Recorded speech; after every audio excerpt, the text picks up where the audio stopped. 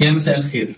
قبل ما اتكلم عايزك تعمل لي لايك واشتراك لو سمحت. هنسأل سؤال النهارده ونقول ليه دماغك بيشتغل وانت نايم؟ وهل انت نايم ولا نايم نص ونص؟ ولا نايم بس سامع صوت كلاكس العربية وهي عمالة تجري وراك وانت لابس جزمة على شكل مكرونة؟ ولا نايم صاحي؟ ولا صاحي وحاسس انك نايم وانت صاحي؟ سيبك من كل اللي فات ده وركز معايا. انت طول اليوم عايش وسط طوابير وترندات وقلق وتفكير، يوتيوب وصور وجمل مش مفهومة. كل ده بيتخزن، بس بيتخزن فين؟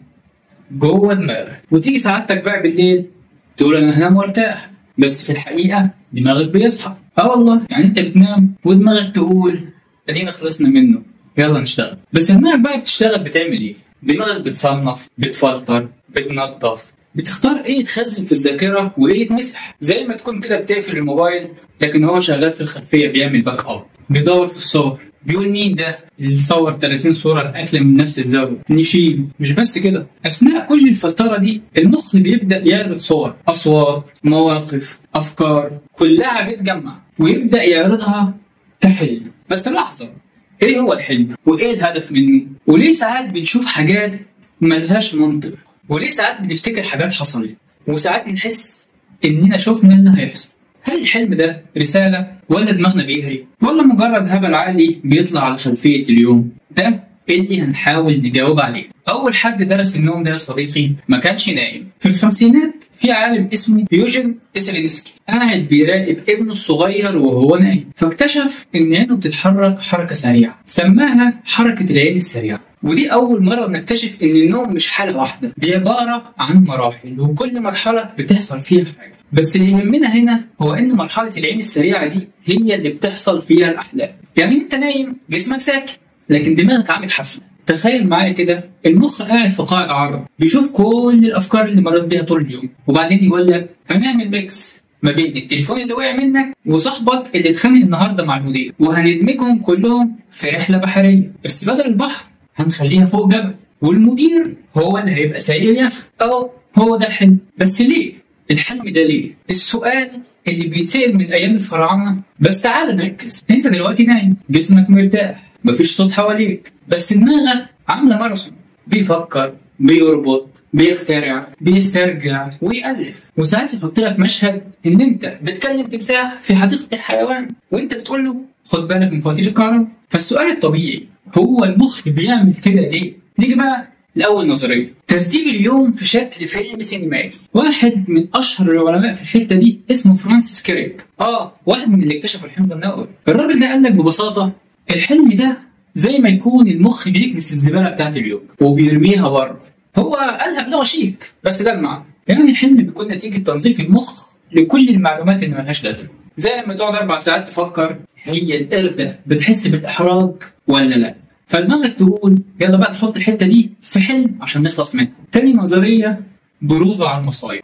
العالم أنتي ليفونسو قال لا يا معلم، المخ مش بينظف، ده بيجهزك للمصايب. قال لك الأحلام عبارة عن تدريب، زي ما تكون بتحاكي مواقف فيها خطر وانت في بيئة أمن. يعني تحلم إن في كلب بيجري وراك أو إن انت بتغرق، علشان لما يحصل موقف مشابه وانت صاحي يبقى مخك واخد عليه. يعني الحلم كله تمارين دفاع عن النفس بس بنكهة فانتازيا. ثالث نظرية بقى، مفيش هدف، كله عشوائي. وفي علماء قالوا العكس تماما، زي ألان هوبس اللي قال لك المخ وهو نايم بيبعث إشارات عشوائية وانت بتحاول تفسرها زي ما تيجي. زي كده ما تشوف سحابة شبه البطة وتقول الحق دي بطة، بس هي مش بطة ولا حاجة، ده انت اللي بتفسر. يعني الحلم من وجهة نظره زي شخبطة الطفل على الحيطة وانت قاعد تحاول تفهم هو الطفل ده كان بيحاول يقول حاجة ولا هو كان بيلعب بس. طيب مين الصح ومين الغلط؟ مفيش إجابة قاطعة، ولسه العلم بيدور ولسه العلم بيتحدث. بس اللي متفقين عليه هو إن إحنا كلنا بنحلم حتى لو مش فاكرين. الحلم بيحصل في مراحل معينة من النوم. المخ في وقت الحلم بيشتغل بنشاط عالي جدا. يعني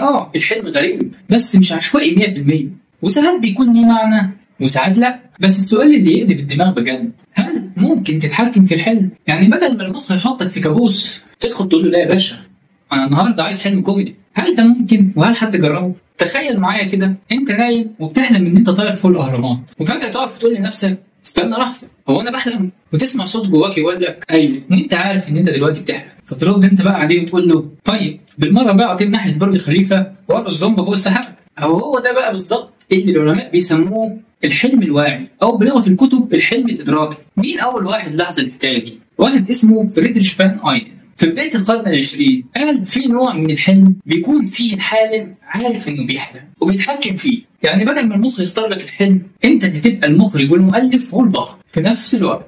واحد تاني اسمه ستيفن لابيرج في الثمانينات، استاذ في جامعه ستانفورد، قرر يعمل تجربه. جاب متطوعين وقال لهم يعملوا حركه معينه بعينهم وهم نايمين لما يحسوا ان هم دخلوا مرحله الحلم الواعي. وبالفعل وهو بيراقب حركه العين، شخص في الحلم فعلا عمل الحركه دي، يعني كان نايم بس واعي وبيتحكم في جسمه جوه الحلم. طيب ازاي نوصل للحاله دي؟ نعمل ايه؟ في كذا طريقه مشهوره. اول حاجه كتابه الاحلام كل يوم تحلم فيه. الكلام ده بيخلي دماغك تاخد الموضوع بجد وتبدا تقول الشخص ده بيهتم بالاحلام، نخليه واعي بقى المره الجايه. الحاجه الثانيه انك تسال نفسك كل يوم هل انا بحلم؟ والله زي ما بقول، وانت بتاكل وانت في المواصلات وانت بتتفرج على فيديوهات فيها قطط، تسال نفسك انا دلوقتي بحلم؟ المخ هيتبرمج، ولما تحلم نفس السؤال هيجي في المخ فجأة، وساعتها تكتشف ان انت جوه حلم. ثالث حاجة تحفيز النوم، يعني قبل ما تنام تقول لنفسك انا اول ما احلم هعرف ان انا بحلم، زي ما تقول للمخ كده اوعى تنسى مهمتك النهارده. بس الحلم الواعي ليه جانب مظلم شوية. عارف لما تكون نايم وتحس ان انت مش قادر تتحرك، وان في حاجة واقفة عند رجلك، او حد بيلمس في ودنك، او حاجة قاعدة على صدرك؟ ده مش كائن فضائي ولا عفريت، ده حاجة اسمها شلل النوم، او اللي الناس بتقول عليه الجاثوم. دي لحظة الرعب اللي العقل فيها صاحي والجسم نايم. الجاثوم ده بيحصل لما دماغك تشتغل قبل جسمك، يعني وعيك صحي وجسمك لسه نايم، فتلاقي نفسك شايف كل اللي حواليك بس مش قادر تتحرك، وساعات تتخيل حاجات مخيفة ومرعبة. تخيل بقى ان ده كله بيحصل وانت مش فاهم. اكيد اول حاجة هتقولها انا اتمسيت، بس العلم قال لك لا، ده مجرد خلل بسيط بين مرحلة النوم ومرحلة الاستيقاظ، بيحصل لناس كتير وبيعدي. طيب ليه الأحلام ساعات بتكون مرعبة؟ ليه تحلم إن أنت بتغرق أو بتقع من فوق برج أو حد بيجري وراك؟ السبب هو إن المخ بيختبر حاجات أنت خايف منها وبيعملها في مكان آمن. الحلم زي ما تقول لطفل يلا نلعب لعبة الشرير علشان يفك خوفه، دماغك بيعمل كده معاك بس بنكهة رعب. لكن في سقوط أو خطة أو حاجات بتحصل بتكون ليها معنى تاني خالص، إنك بتقع وقبل ما تخبط تصحى مفزوع، ودي اسمها هزة النوم، وهي ان عضلات جسمك بترتخي فجأة، فالمخ بيفهم الارتخاء ده غلط وبيفتكر ان انت بتقع بجد، فيرد بحاجة شبه صدمة كهربائية صغيرة يخليك تفوق فجأة. طيب هو ليه الحلم ساعات بيبقى اغرب من افلام السبكي؟ يعني ايه؟ يعني تروح تنام تلاقي نفسك فجأة بتجري وراك سلحفة، وفجأة السلحفة تقف وتقول لك انا كنت بحبك من 3 سنين بس انت ما جيتش كاتب الكتاب، وتلاقي نفسك بتعيط بدل الدموع في شهر، وتقول لنفسك يا انا كنت فين؟ هقول لك انت كنت جوه دماغك بس على وضع فنان سوريالي ملوش في المنطق. طيب ليه الاحلام اوقات ملهاش منطق؟ لان وقت الحلم الجزء المسؤول عن المنطق في دماغك بيقفل، اللي هو الفص الجبهي او الجزء الامامي. يعني وانت صاحي الفص ده شغال يقول لك لا يا ابني ما ينفعش تقول للظابط خد تفاح ولا رقص، لكن في الحلم مفيش الفص ده، فاللي بيحصل ان المخ بيعمل اللي هو عايزه. تحلم انك بتتخانق مع موزه وبعدين تلاقي نفسك بتتجوزها، وفي الفرح يحضر ممثلين من مسرحيه المتزوجون، والدي جي مشغل لك دايما دموع. كل ده عادي لان دماغك في الحلم مفيش عليها رقابه، عامله زي طفل بيجرب كل حاجه ومفيش حد يقول له بس. طيب السؤال بقى اللي يقلب المواجع، هل الاحلام دي ليها معنى؟ يعني لما تحلم انك بتقع ده معناه ايه؟ لما تحلم بواحده بتحبك هل ده دليل على انها بتحبك فعلا ولا دماغك بيستهبل؟ هنا بقى دخل الجدع ده سيجموند فرويد. فرويد بتاع التحليل النفسي كان شايف ان الحلم هو الطريق الملكي للعقل الباطن، يعني كل حلم وراه رغبه دفينه او كبت او حاجه نفسك تعملها ومش عارف. يعني تحلم انك بتضرب المدير يبقى نفسك تكسر سنان وانت صاحي، تحلم انك طاير يبقى نفسك تتحرر من ضغوط الحياه. فرويد كان بيشوف الاحلام كانها الترجمه الليليه للهموم اليوميه، بس في ناس كده قالت له لا يا عم انت بتفتي. وجي بعده كارل يونغ وقال مش كل الاحلام رغبات، في منها رموز وفي منها رسائل من اللاوعي وفي منها تخفيف. يعني واحد قال لك حلمت ان انا باكل جبنه من السماء، فرويد يقول لك ده عنده كبت جنسي، يونغ يرد ولا كبت ولا حاجه ده جعان بس العلم الحديث قال ان الاحلام ما ينفعش نفسرها حرفيا، لكن نقدر نربطها بحاجات حصلت فعلا في حياتنا او افكار شغلانه. يعني لما تحلم انك رجعت المدرسه، ده مش لانك كنت بتحب العربي، لا، غالبا دماغك قلقانه من مسؤوليه او خايف من تقييم، فرجعت للمكان اللي كان فيه تقييمات مرعبه، المدرسه، واللي كان بيحلم حلم وتحقق.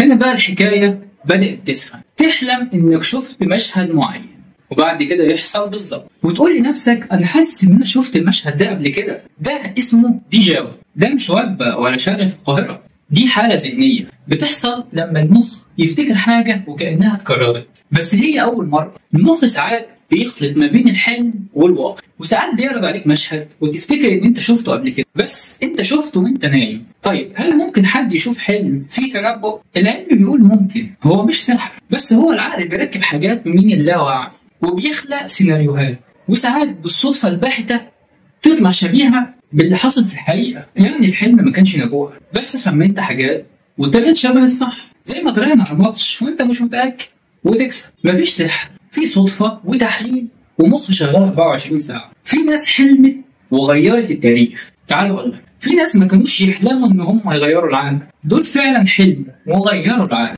يعني ناموا شافوا حلم، صحيوا كتبوه، طلع كتاب، اختراع، او قانون كيميائي، او حتى روايه خض العالم. تعال نشوف شويه منه. اول واحد ديمتري مندليف، الحلم اللي نظم الكوكب. ديمتري مندليف اسم كده تقيل من بتوع الكيمياء. الراجل ده كان قاعد بيحاول يرتب العناصر الكيميائيه في جدول، بس كان عامل كده زي اللي بيحاول يرتب شنطه فيها هدوم وكوبايات وزلط ومش راضيه تتظبط. ديمتري قال لنفسه انا هنام ورايح دماغي شويه، ونام وحلم بجدول، حلم ان العناصر كلها مترتبه فيه زي العسل. صحي من النوم وقال لك الله، هو ده الجدول الدوري، وكتب الحلم. ومن يومها والكيمياء اتنظمت، يعني حرفيا الكيمياء اتكتبت في نوم. لاري بايت حلم بجوجل.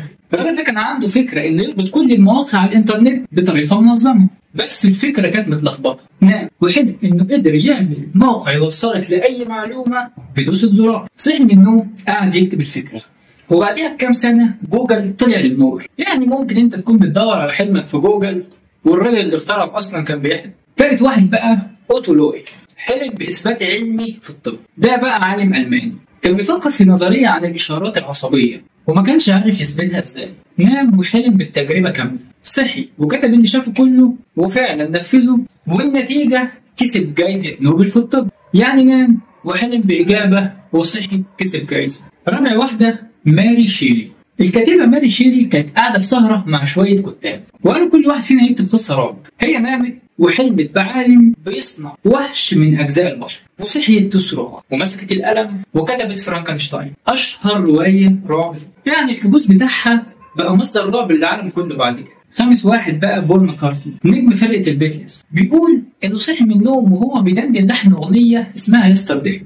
بيقول كمان ان الحلم جاب لي اللحن كامل وسجله بسرعه عشان ما ينساهوش، والاغنيه بقت واحده من انجح الاغاني في تاريخ البشريه. طيب ده معناه ايه؟ معناه ان الحلم مش دايما بطاطس، ساعات دماغك بيشتغل في الخلفيه وبيحط لك افكار وحلول والهام، وساعات تبعت لك شويه هري، وساعات بيخليك تغير مصيرك وانت نايم. بس السؤال اللي هيجننا بقى، هل الاحلام دي ممكن تبقى رسائل؟ هل في حد او حاجه بيوصل لنا معلومه من ورا الوعي، ولا هو بس العقل الباطن؟ هل في علم كامل اسمه تفسير الاحلام، ولا هو اي هري وخلاص؟ اغرب 3 كوابيس في التاريخ. حلم الرجل ذو الوجه الواحد. في سنه 2006 بنت راحت لدكتور نفسي وقالت له كل فتره بحلم برجل غريب بيجي في نومي ووشه واضح جدا وانا ما شفتوش في حياتي. الدكتور قال لها ارسميه، واتفاجئ بعدها بكذا مريض بيقولوا احنا كمان شفنا الراجل ده في احلامنا، والغريب كلهم شافوا نفس الوش. اتعمل موقع اسمه ذيس مان علشان يحكوا عن الظاهره دي، وساعتها العالم كله قال ايه ده؟ بس علماء النفس قالوا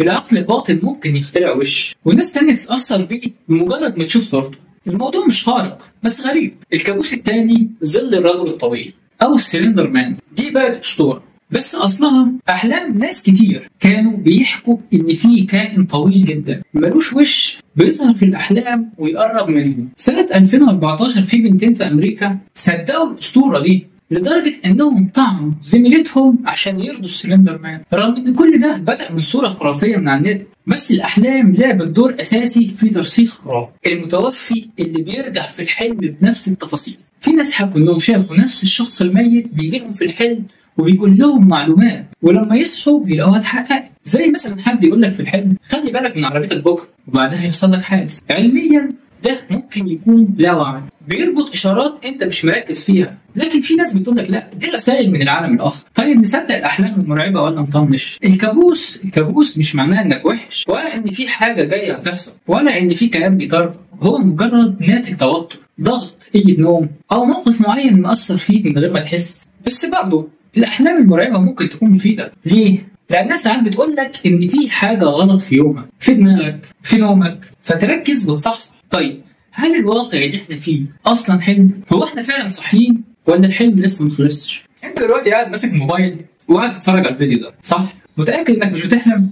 متأكد إن العالم اللي حواليك ده حقيقي؟ الكرسي، الحيطة، الناس، ولا كله وهم؟ أو احنا جوه حلم؟ أو جوه محاكاة؟ أو جوه لعبة فيديو عملاقة؟ ما تضحكش، السؤال ده بيتسأل من آلاف السنين. أفلاطون زمان قال لك يمكن العالم ده مش هو الحقيقة، كان بيقول إن كل حاجة حوالينا دي مجرد ظل، وإن في عالم حقيقي فوق ده وإحنا مش شايفينه ومفكرين إن ده الواقع. بالعربي أنت لو اتولدت في حلم إزاي هتعرف إن ده حلم؟ ما أنت عمرك ما جربت تصحى. فيلم ذا ماتريكس خد الفكرة دي وضربها في 20 مرة. ناس عايشة في واقع مزيف وما يعرفوش إنهم مربوطين في أجهزة، وكل اللي شايفينه عبارة عن برنامج حالم بيشتغل في دماغك. وصراحة العلم الحديث مش بيرفض الفكرة تماما. ايلون ماسك قال لك نسبة ان احنا نكون عايشين في محاكاة كبير جدا. ليه؟ لأن التطور التكنولوجي ماشي بسرعة خرافية، وإن احنا ممكن نوصل لصناعة واقع افتراضي شبه الحقيقي 100%. فلو ده حصل في المستقبل، مين اللي قال إن احنا مش جوه واحد منهم أصلا؟ وناس تانية قالت الحلم بيفوقك أكتر من الواقع. يعني تحلم حلم غريب جدا وتصحى تقول الحمد لله إن ده كان حلم. بس مين اللي قالك ان انت صحيت؟ يمكن فتحت عينك جوه حلم تاني، يمكن كل حلم مجرد طبق وانت عمال تطلع وتنزل ما بينهم من غير ما توصل للحقيقه. طيب ازاي نعرف الفرق بينهم؟ في ناس قالوا جمله شهيره جدا: الحلم ما فيهوش منطق، ما فيهوش تفصيل، ما فيهوش تفصيل دقيق، الحاجات بتتغير فيه بسرعه. لكن لو فكرت شويه هتلاقي ان الواقع ساعات بيبقى ما فيهوش منطق اطلاقا. يعني واحد يكسب مليون جنيه في فيديو وهو بيرقص، وواحد دكتور عبقري مش لاقي شغل. المنطق مش دايما شغال. فهل ده معناه ان ده كمان حلم؟ وفي الاخر سواء كنا بنحلم او صاحيين او حتى جوه لعبه فيديو، اللي متاكدين منه ان دماغنا بيشتغل اكتر بكتير من ما احنا متخيلين، وان الحلم مش بس نوم ولا تفاحه ولا فشار. الحلم ممكن يكون انعكاس لمخاوفك، او تلميح لحاجه جوه قلبك، أو فكرة عظيمة لسه هتغير بيها حياتك. فلما تنام النهاردة خلي بالك، يمكن دماغك توديك مكان أغرب من الخيال، بس جواك أنت. احلم بس افهم. ما تصدقش أي حد يقول لك إن الحلم ملوش لازمة. ما تستخفش بحلم غريب شفته الصبح. ما تكسلش تطلع ورقة وتكتب حلمك، لأن أهو الناس نامت وحلمت وصحيت غيرت الواقع، وأنت ممكن تكون الجاي. دمتم بخير. ما تنساش تعمل لايك واشتراك.